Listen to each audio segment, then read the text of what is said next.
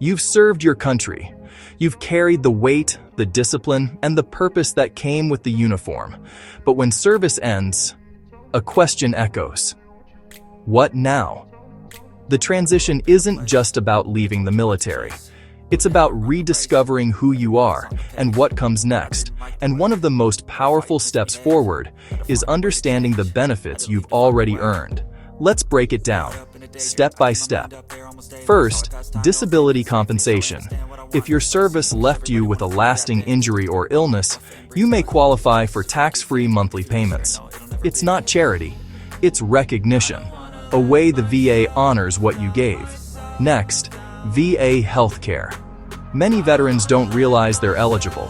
Depending on your service record and disability rating, the VA covers everything from checkups to specialized care, often at little to no cost. It's designed to serve you the same way you once served others. Then, education benefits.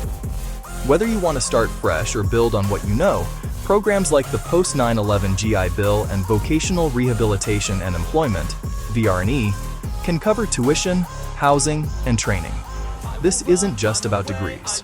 It's about new beginnings, housing assistance. Through VA home loans, you can buy, build, or refinance a home with no down payment. And if your disability affects how you live, grants for adaptive housing can help you build a space that truly fits your life. And finally, additional support.